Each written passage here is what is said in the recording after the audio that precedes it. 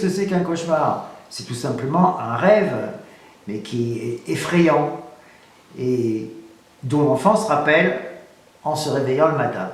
Par conséquent, ce qui empêche son attention, ce n'est pas sa peur, mais c'est le fait qu'il a du mal à trouver le sommeil. Mais ces rêves qui font peur, ils sont très intéressants pour l'enfant, parce qu'ils lui font faire de nouvelles expériences. Le rassurer, pas forcément en lui faisant parler de ses cauchemars, mais d'abord le rassurer en employant des mots doux et puis surtout en le recouchant, en essayant de faire en sorte qu'il s'endorme, de façon à ce que son sommeil ne soit pas trop endommagé par ses cauchemars. Mais il faut aussi que les parents sachent que c'est normal de faire des cauchemars entre 3 et 10 ans. Tous les enfants font des cauchemars.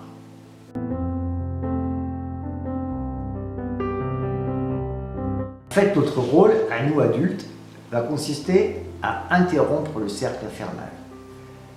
Essayer de faire en sorte que les cauchemars deviennent moins effrayants, qu'ils se transforment en rêves, qui lui permettent de donner du sens à ce que l'enfant vit pendant ses rêves. Nous allons lui redonner la possibilité de rentrer lui-même dans ses rêves et d'éloigner la peur. Pour cela, nous allons vous donner un exemple d'un travail que nous avons effectué avec une petite fille à partir de figurines.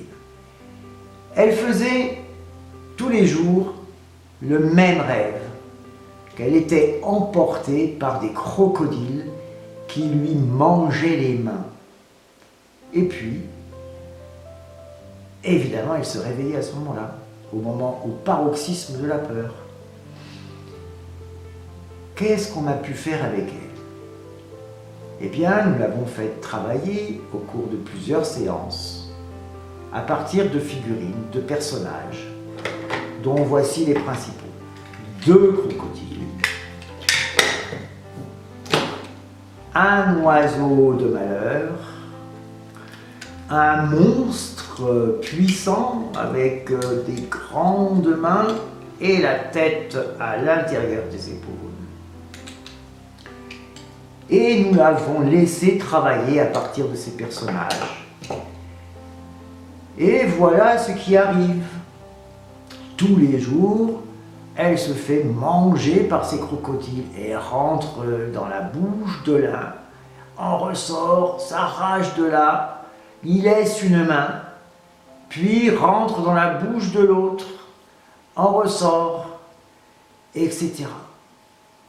Elle m'a raconté son histoire, 3, 4, 5 séances. Et puis nous avons essayé ensemble de voir comment nous pourrions faire pour que ces petits personnages, cette figurine, ce Playmobil qui la représentait, aurait pu sortir vainqueur de cet affrontement. Et c'est à ce moment-là que je l'ai aidé en lui apportant un bateau de sauvetage, un canot de sauvetage. Et c'est elle qui a ensuite trouvé le personnage qui pouvait éventuellement être son sauveur. Et c'est là qu'elle a amené un personnage d'homme-grenouille qu'elle a trouvé dans ses jouets et qu'elle a ramené pour qu'on puisse travailler avec. Dans son histoire, il y a des personnages qui ont une grande signification que j'ai effectivement apporté avec moi, plutôt qu'elle a choisi parmi d'autres figurines, l'oiseau de malheur et l'espèce de grosse brute. Quelles sont les significations de ces 2 figurines? Sans doute, l'une représente la maman, l'autre le papa. La maman qui plane au-dessus de son enfant et le papa qui lui-même ouvre grand ses bras. 2 figures parentales importantes qui peuvent également apporter de la peur, au sens non pas que l'enfant les craint, mais plutôt que l'enfant a besoin de cet entourage. Mais là, nous ne sommes pas là pour rentrer dans les détails des significations et des symboles. Nous sommes là pour montrer qu'à partir d'un travail avec les enfants, on peut accrocher des apprentissages. Car cette petite fille, en travaillant avec moi sur ces figurines, a appris à mettre en scène, a appris à se faire parler des personnages.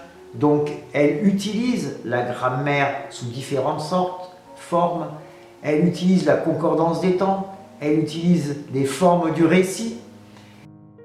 L'essentiel, c'est de montrer que ce ne sont pas les cauchemars en eux-mêmes qui empêchent l'apprentissage, mais c'est bien ce qu'ils entraînent soit du côté de la peur, soit du côté du sommeil.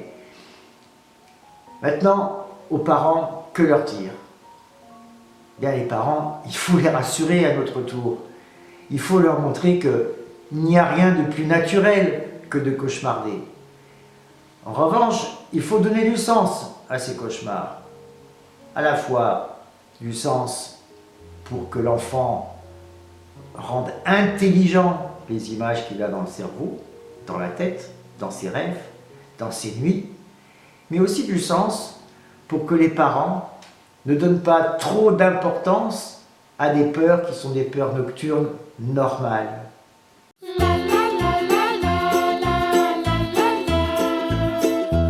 Si cette vidéo vous a plu, n'oubliez pas de mettre un pouce bleu, envoyez-moi des commentaires et faites-moi des propositions pour traiter d'autres sujets. Et surtout, abonnez-vous à la chaîne.